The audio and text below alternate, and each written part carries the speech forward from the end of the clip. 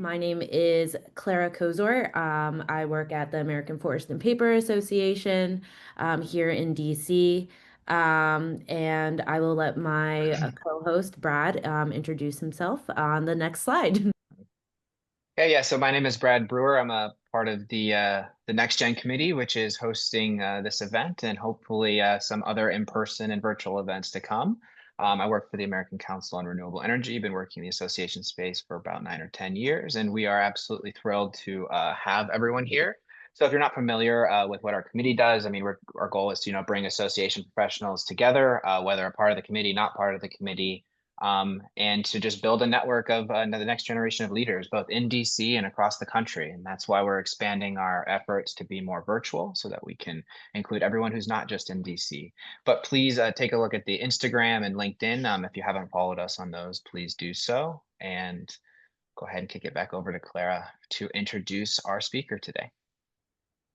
Yes. So we are really fortunate to have Dr. Daniel Cozort here with us today, who is also my dad.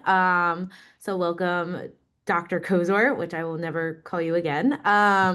But he is a professor emeritus of religion at Dickinson College in Carlisle, Pennsylvania, and retired in 2021 after 37 years of teaching and program leadership. Dr. Cozart gets his education with a bachelor's from Brown University and a PhD at the University of Virginia. His specialty is focused on Tibetan Buddhist philosophy and also conducted fieldwork extensively in India with Tibetan lamas, including the big one, the Dalai Lama. He is also an author and editor of 6 books in the Oxford Handbook of Buddhist Ethics and has served for 13 years as editor of the Journal of Buddhist Ethics. His ongoing work explores Buddhism, connection to ethics and climate change, and continuing his lifelong dedication to Buddhist scholarship and engagement. So, for the rest of the time, I will turn this over to Mr. Cozort. See, now it's Mr. instead of Doctor. Well, thank you, Clara. Thank you, NextGen. I'd like to say that I'm very happy to be here with you today. I'm sure that some of you are familiar with meditation, but others not.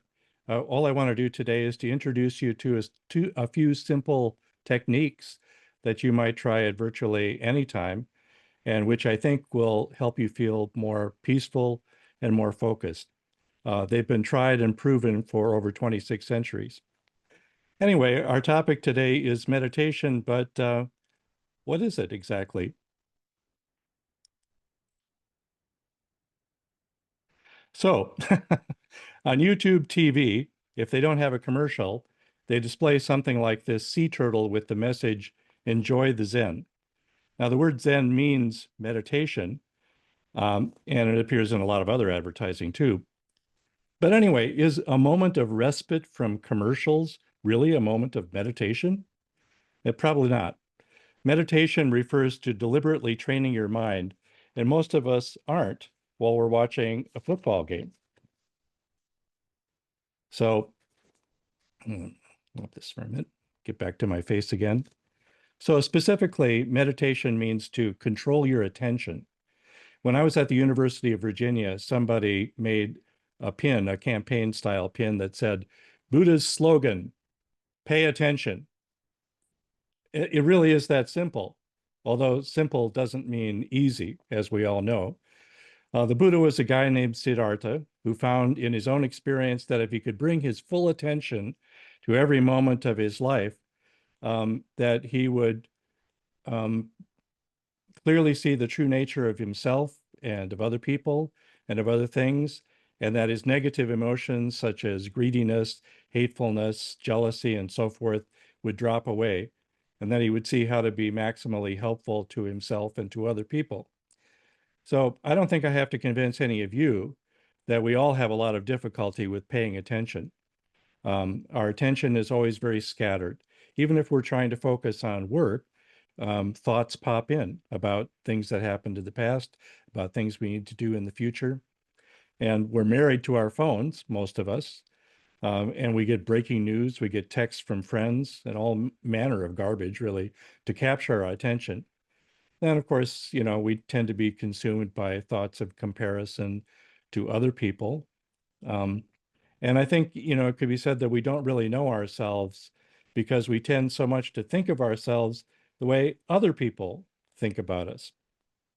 Anyway, meditation is a collection of methods um, to improve our focus or to bring about self-understanding.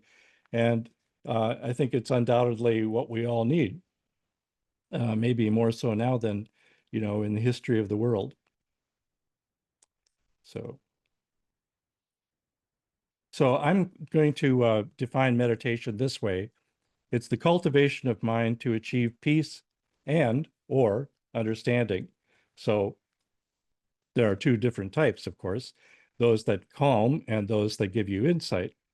So calming meditation, for instance, is meditation on the breath or on a verbal phrase. That's what the word mantra means.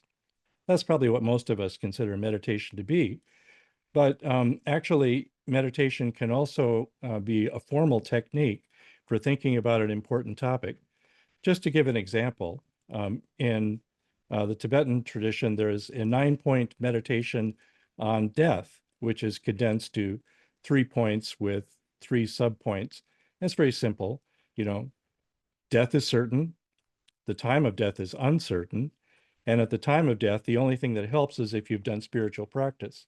So a lot of people do that type of meditation every day. Insight meditation can also refer to the technique of mindfulness meditation, which we're going to get to shortly. The insight is into your body and mind and how it works.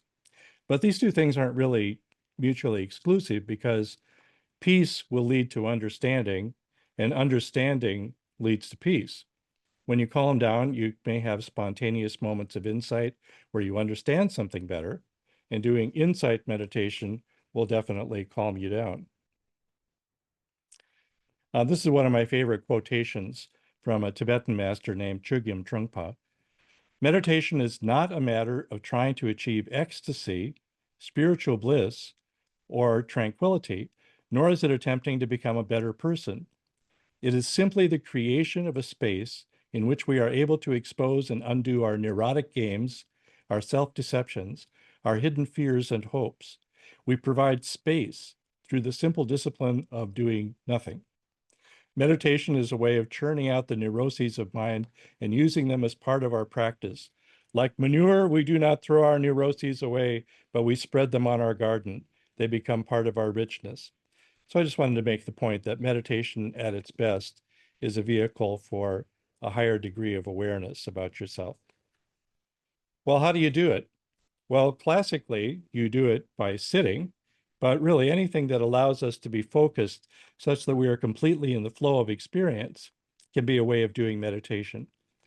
So people who are too antsy to do sitting meditation can do this technique while walking, for instance, like walking the dog. When I've gone on meditation retreats, the schedule has usually included periods of walking meditation as opposed also to doing sitting meditation. But anything else you can do without thinking about it too much can also be a framework. The Zen teacher Thich Nhat Hanh recommended dishwashing. His instruction was, the purpose of washing the dishes is to wash the dishes. In other words, allow yourself to be fully involved in it instead of doing them just so that you can go on to something else. So all meditation practices work best when we are relaxed. So I wanted, first of all, to have us practice body scan, which is a progressive relaxation technique. You can do it anytime, really. I'm mentioning it because a lot of people do this as a preliminary to some other kind of meditation. So if you would follow me, please, sit well. There's a lot of instruction about how to sit and place your hands and so forth, but what really matters is just that you sit comfortably but alertly so that you're neither strained nor encouraged to fall asleep. Then in this technique, you can start at the bottom of your body or the top. I like starting at the top with the scalp. And here, the idea is just to progressively relax down your face and down your body. Some people imagine that warm oil or warm water is streaming over the top of their heads and flowing over their bodies. But anyway, as it descends, you consciously soften each part of your body. You just allow yourself to relax in that place. So if you close your eyes now, I'll guide you through this. So starting at the top of the head, feel that if there is any tension in the top part of your head, and just let that relax. And then it comes down to your brow, and you can soften your forehead, and then your eyes.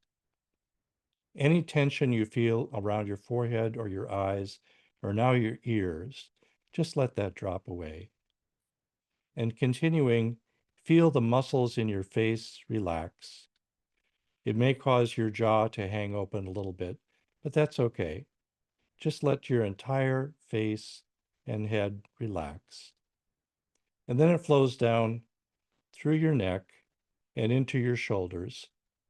And they are getting relaxed too, which may make your arms feel heavy.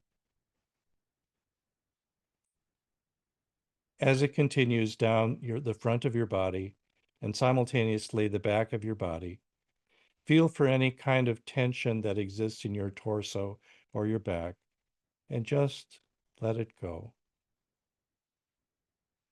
And it continues down to your waist and into your legs, flowing down through your buttocks and then your thighs, your calves, and finally your feet. Feel very grounded to the earth, very heavy now, but relaxed.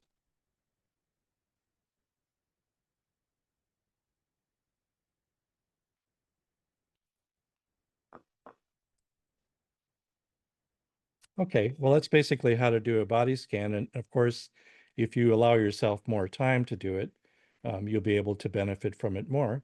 But we just want to introduce some things today, so I'm going to go on.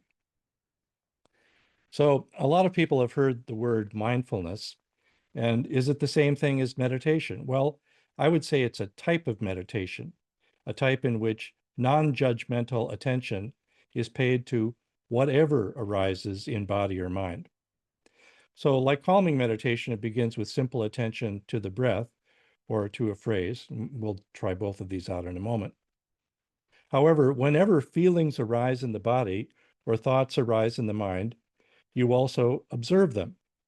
Now, it's inevitable that you will be aware of feelings in your body and inevitable that thoughts will pop in. If you think that meditation is sitting with the blank mind, that's not true. It's not possible even for people who have been doing it for years, but they have become adept at becoming aware of a thought or a feeling and then letting it go, observing and then letting it go. Here I wanted to mention one prominent application of mindfulness, mindfulness-based stress reduction, which is taught to those suffering from chronic pain. I have this problem myself, so I really appreciate it. The picture on the right is of John Kabat-Zinn, a longtime Buddhist meditator with a PhD in molecular biology, who founded this system at the University of Massachusetts Medical School. What would happen is that doctors would send him patients that they couldn't help anymore. So he taught them yoga and meditation, and in just 8 weeks, most of them reported significant reductions in pain. Well, how could that be? Well, he said, instead of denying or pushing away your pain, put out the welcome mat for it. See how bad it is, in fact, and whether or not it's actually increasing. That's all. It just turns out that a lot of our suffering is caused by fear and resentment, and we make our pain so much worse than it has to be. The point is that becoming fully aware of what's going on in your body and mind can give you insight into the source of your problems and then help you deal with them.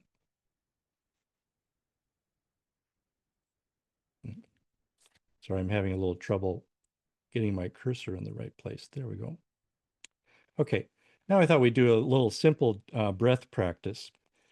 So most teachers of mindfulness meditation recommend observing the breath. Well, why that?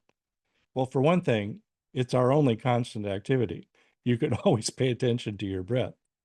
But also, the way we breathe has a lot to do with our health, especially our mental health. Now, the practice we're about to do can be done with mindfulness meditation, but it's also just beneficial done on its own. As you're probably aware, we have a dual nervous system. The sympathetic nervous system comes into action when there's danger, possible danger. It's the famous fight or flight response. The body gets excited, hormones like adrenaline are released. Unfortunately, in modern life, we're faced with all kinds of stressors that invoke the sympathetic nervous system. You know, phones that buzz, headlines we see, traffic, ads on TV, and so forth. So it's the job of the other system, the parasympathetic nervous system, to calm us down. But how do you evoke the parasympathetic nervous system? Well, one easy and highly effective way is to breathe deliberately. So that's what we'll do. One method is called 4 in, 8 out. You inhale to a count of 4, and you exhale to a count of 8. The numbers are arbitrary. The main thing to do is to double the exhalation. So however many beats you inhale, you exhale twice as long. A variation on this is that you inhale for 4, you hold it for 4, you exhale for 4, and you pause for 4. But I'm going to just do guide us through inhaling for 4, pausing momentarily, and then exhaling for 8. So let's do this, and I will count for us, okay? So get ready to inhale. Inhale, 2, 3, 4. Exhale, 2, 3, 4, 5, 6, 7, 8. Inhale, 2, 3, 4. Exhale, 2, 3, 4, 5, 6, 7, 8. Inhale, 2, 3, 4. Exhale, 2, 3, 4, 5, 6, 7, 8. One more. Inhale, 2, 3, 4. Exhale, 2, 3, 4, 5, 6, 7, 8. Okay, now you can just stop and breathe normally. So this is something that you can do anytime you feel stress building up. Just stop for a moment and do this double the exhalation style breathing for a couple of minutes, and you'll feel yourself calm down. And then you can go on to whatever is your next task. In the context of meditation, you can also do this kind of breathing exercise as a preliminary to settling down into meditation, because meditation really works a lot better if you relaxed at first. Okay, well, let's go on to another possible technique. This one is called mantra meditation. Now, a mantra is just a phrase that one repeats silently, usually, or aloud to focus the mind. Normally when you're teaching this, you have people say it out loud, and then you gradually diminish that until you're saying it silently. So, for example, the famous syllable Om in the Eastern traditions, or the longer phrase Om Mani Padme Hum, which is a Buddhist phrase, which refers to the union of wisdom and compassion, or words such as Shanti, Shalom, or Salam, all of which mean peace in different languages. Any of those can be used for this practice. So as I said, the method is to repeat this silently, and you keep the tempo steady even if your heart or breath rate slows down while you're doing it.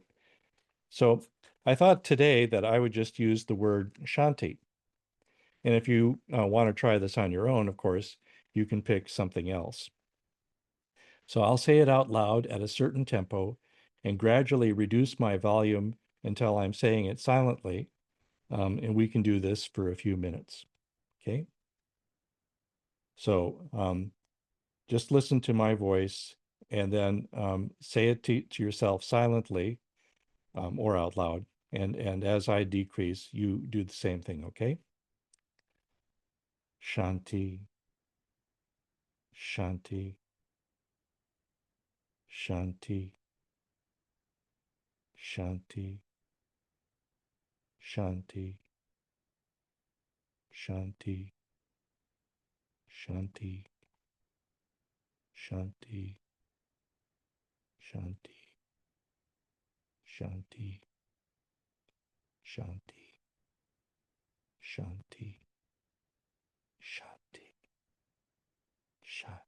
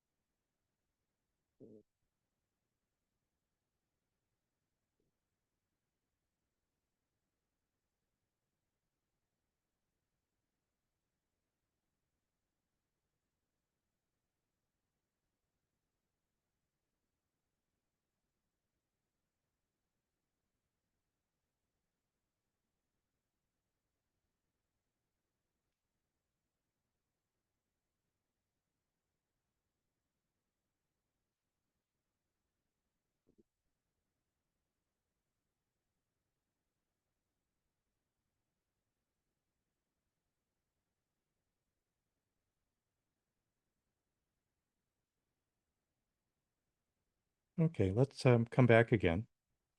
As with the breathing exercise, this is the sort of thing that you can do anytime, really. Like, say you're waiting for something or, walking down the street or whatever. Um, the kind of quintessential instruction is that you're not really saying it to yourself.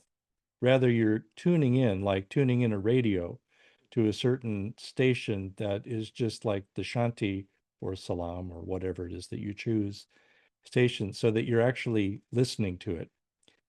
It's, you don't want to be thinking, I am producing this sound, but rather, it's that you're listening to it and letting your mind be occupied by that. Okay, well, going on, now we can fold these techniques into mindfulness meditation. So whether you're doing a body scan or are doing the double the exhalation method for breath, or are counting breaths, or are repeating a mantra, the idea is that your mind will be occupied with that, but not fully occupied. You have still the quality of introspection that is aware of your body, your surroundings, and your thoughts, but only as an observer. So you notice something and then you let it go. Your mind will wander. So what's most important about mindfulness practice is what you do when it wanders. You notice the wandering, you notice that it is happening, and you notice what it is that is causing you to wander. And then you gently bring your mind back to your breath or whatever other object you are using here. So let me give a few examples. So let's say a part of your body has an ache. You notice it, and then you go back gently to, say, observation of your breath. Or you feel a little chilly. So you notice that and you let it go. A plane flies overhead. You notice it, you let it go.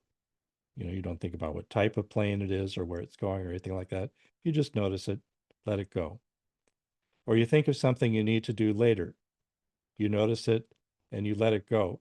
In order to do that, I should say it's good to set your motivation before doing any kind of practice and to say to yourself, for the next 20 minutes, I do not need to think about what I have to do afterwards. Okay, this is just me time.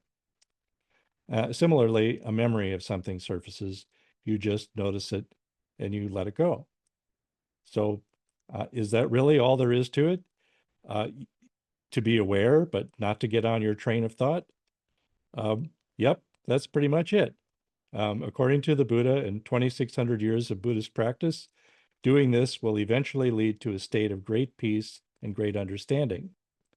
But you don't have to believe the Buddhists because you can try it out for yourself. So let's now do a few minutes of practice, and I will ring a bell when our time is up. So again, let's start with, in this case, observation of the breath, sitting well in a relaxed way, closing your eyes. Bring your attention to your breath. You don't have to be counting, but you can breathe in maybe a little bit more deeply than you usually do. And when you exhale, just let it take a little bit longer, maybe twice as long as breathing in.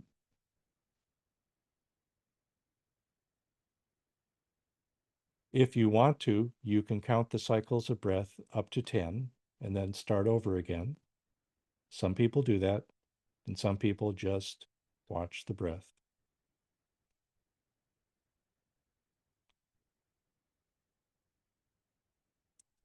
I'll stop talking in a moment, but I just wanted to remind you again that when things come up, as they will inevitably, just gently let them go.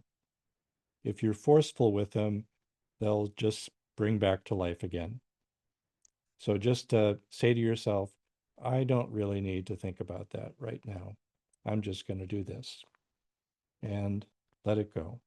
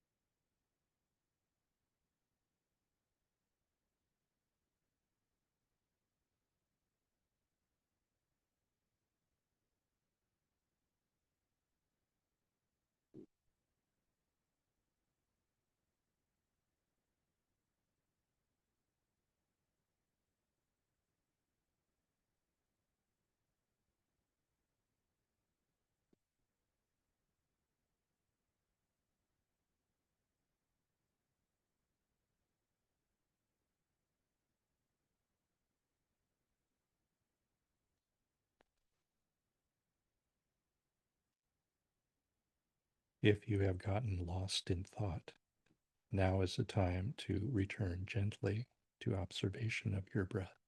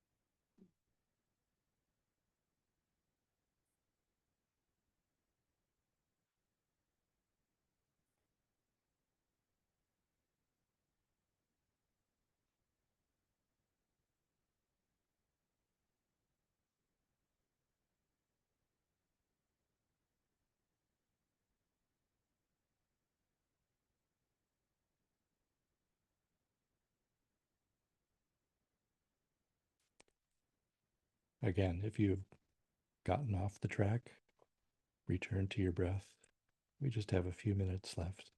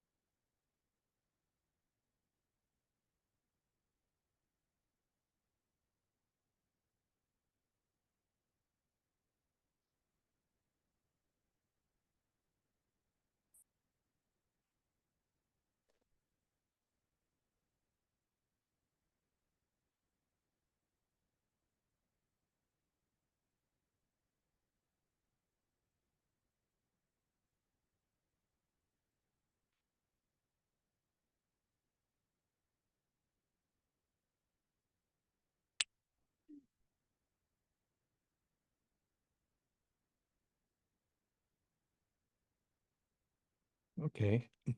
At this point, you can take a deep breath and let it out slowly and just relax and sit comfortably for a moment.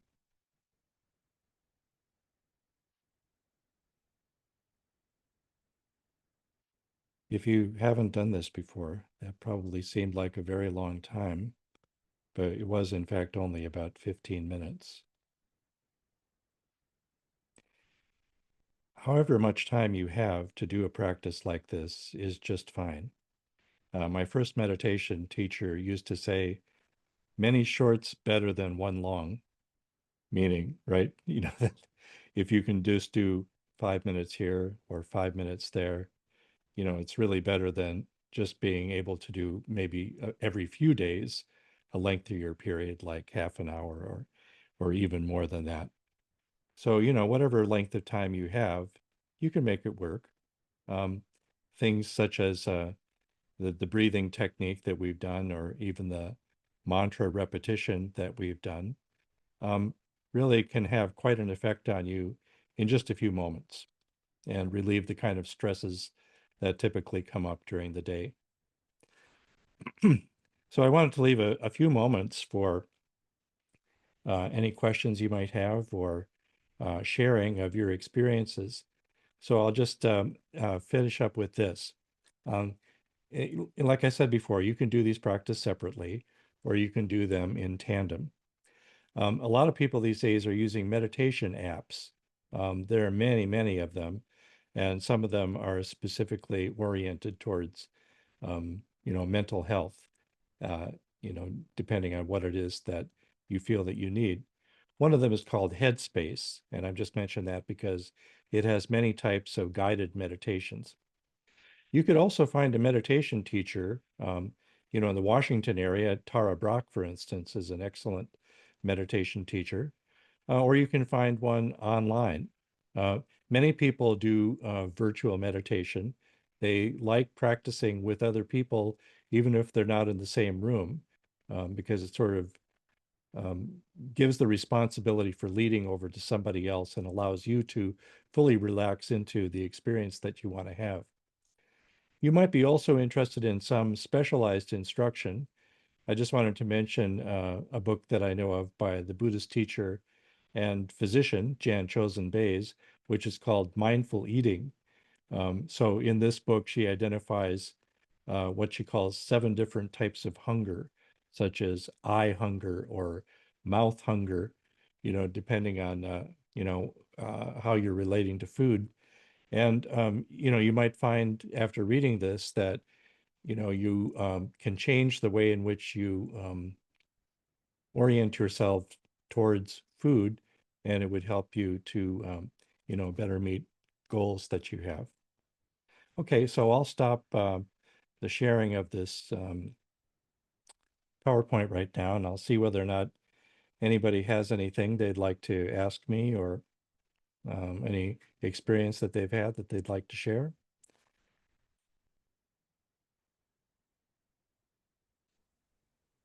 I'll share a little bit. Hi, I'm Kristen Strong. I'm with the Association of Schools Advancing Health Professions, and I'm very lucky to be able to serve on the NextGen Committee with Clara. I'm serving as chair this year. I was really calm. It's hard to think about going back to work after this. So I guess not really a question, but a thank you. Um, and well, I guess I do have a question is, when you does it get easier with practice? Kind of building in these moments of meditation and breathing and then having to return back to, for lack of a better term, sometimes chaos. I think it's always good to get calmed down before you have to face any kind of chaos. We're built to react pretty quickly to any kind of stimulus that comes along. I mean, it's, part of being a human being and the way that we've evolved. So I don't think that's really anything to be concerned about. Generally speaking, you do get better with practice, but there are good days and there are bad days for a variety of reasons. And you just have to, have some faith that it's always helpful. And, keep going in the right direction. Thank you. Sure, you're welcome. Thanks, Caitlin. Yeah, I had a question. First off, again, thank you, Dr. Cozart. This was awesome. I and some other people here as well may have ADHD. And so for me, it's particularly hard to kind of, acknowledge a thought and let it go because it feels like I've probably got 10 going on at the same time. Any added advice for those of us who may struggle with that a little bit more? Yeah, I think that in terms of doing meditation, that the easiest method is the mantra one, and the most difficult is when you just let your breath go. Just try to observe your breath without even counting it or something. So most of us need a little bit of something to occupy our minds. And so the repetition of this phrase gives you something to kind of hang on to. I don't know if you're familiar with the phrase transcendental meditation, but this was a technique introduced by an Indian Swami back in the 1960s. It became very popular for a time. And it's nothing other than a form of this mantra meditation. In that case, of course, they charged you a few $100s so that you could get the special 2-syllable word, for your practice. And then if you talk to other people who also did this, it turns out that, it wasn't such a special word because they got the same word too. Anyway, I think that's for somebody who has ADHD, something like that is the form that might work best for you. And the kind of strict Zen thing where you kind of stare at a wall without having any kind of counting or anything going on is the most difficult. I hope that's helpful. Yes, thank you so much.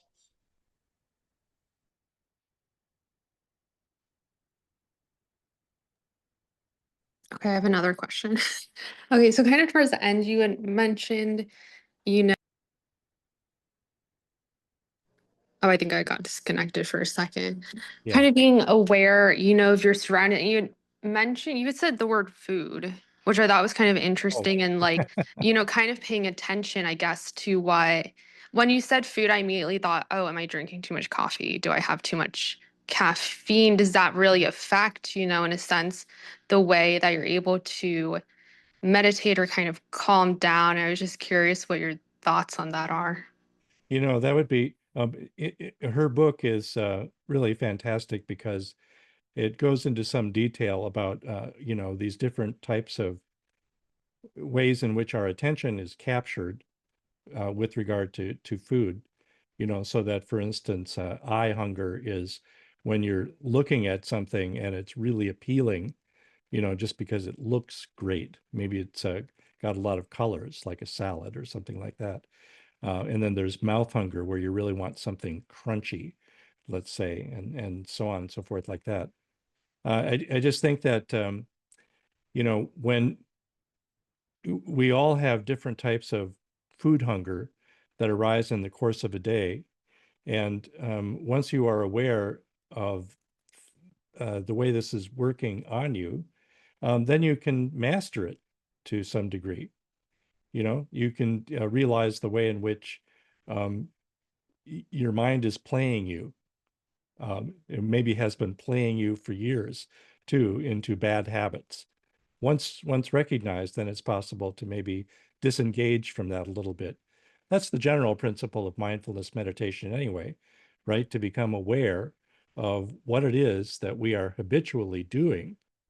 And having seen The Wizard of Oz, the man behind the curtain, then it begins to lose its hold over us.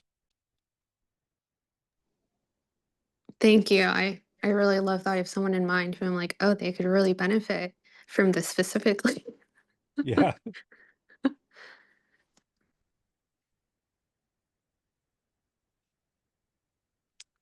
Well, if there aren't any more, maybe I should turn it back over to you guys to finish off. So I'll go back to this and